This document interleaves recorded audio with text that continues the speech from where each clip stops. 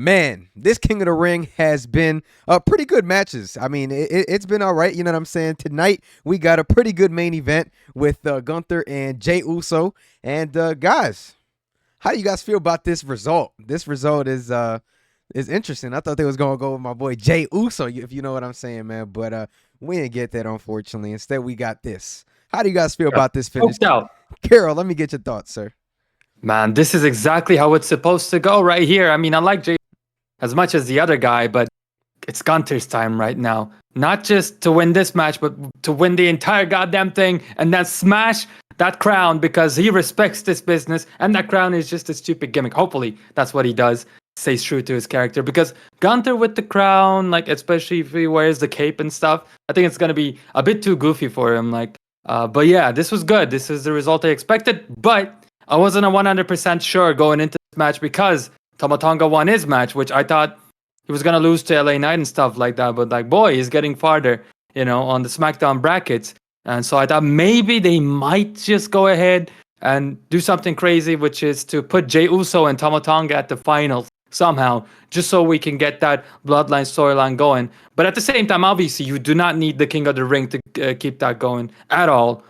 So to me, and to I think many people, that would have been a very bad decision by WWE, and people really mad. So I'm really glad that Gunther has taken this, and I'm excited to see, man. I hope, like I said, this is the continuation of a huge push for him. I hope one day he even beats Cody Rhodes, and that day comes sooner rather than later. It could be before WrestleMania, but I guess they're on separate brands, so maybe next year. But this is, I'm happy. I'm smiling. Wow. Kenny. Hero just dropped some big bombs just now. Yeah. Brian just dropped a big bomb just now because he said, unfortunately, Gunther won. Oh, bro, I don't know. Now, you know what? I don't know. It's tough. They put Jey Uso in a tough spot here because we see the last few weeks they have been building him up and they are building the bloodline up on SmackDown. So to have him lose here, kind of a big move. I think it was the right move, but I think this is going to make his side of the bloodline look weak because I don't think we'd see Solo Sikoa take a loss like this. I don't think we'd see Tama Tonga take a loss like this right now. We'll know for sure on Friday, but I don't know if Jey Uso could have afforded this loss if they're trying to build up a strong bloodline on Raw. Now, Gunther, I think he is on fire right now. As far as beating Cody Rhodes for the championship, I don't know if they're confident enough in him to do that. I love his promo styles, though. He comes off with this confidence. He's like, you know what? You are the entertainer, but when I get in that ring, I am the however they say it. And I mean, he goes in there and he backs it up. He goes in there and he beats these guys up. And you know what? I wasn't huge on Gunther because I wasn't really watching Raw weekly for a while, but actually seeing what he's in there doing, I think he is building himself up just like the stars did in the past. And he has huge potential. Now, he took over Jey Uso in this match, which means we know for sure he is going to the finals. Do you put him in there with Mr. Tama Tonga? Yeah. Like acting crazy like that. You don't want somebody like that to beat Gunther. So I don't know if Tama Tonga comes out on top of Randy Orton, but I don't know if he can afford that loss like Jey Uso did tonight just because he is a newer guy in the WWE. So they actually made this interesting for me. I can't wait to see who wins that match on Friday to know where we're going for King of the Ring because I think Gunther needs to come out on top no matter which way we go with it. Brian, what do you think about it? Before that, can I just say the only way Tama Tonga is coming on top of Randy Orton is when he's getting RKO'd. Okay, that's the only way. Brian, three deadliest letters in sports entertainment.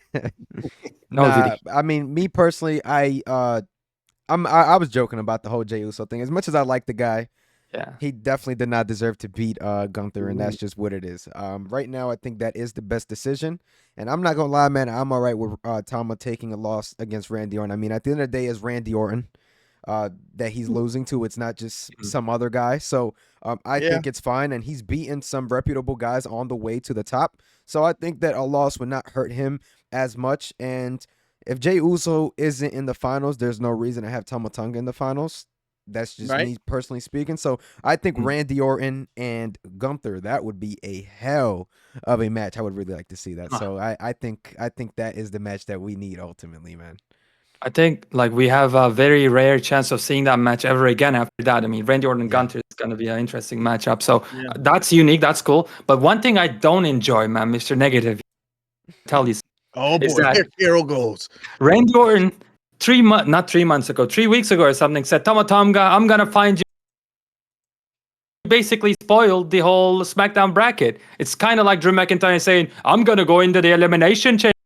Or, Cody coming back at Royal Rumble. Like, it's too obvious. WWE has been doing this for a while, and I don't like it, man. Like, they say, this is basically what's going to happen in the pay-per-view, and, like, they don't change it at all. And this Tama Tonga Randy Orton situation has kind of been similar to me, honestly. We know for a fact that Tama was going to go ahead and get to this match. I was still surprised that they did LA Knight the way they did him, but that's a whole nother topic, I think. A whole nother day. Yeah, just look, yeah, it's predictable. That's a bit of a shame.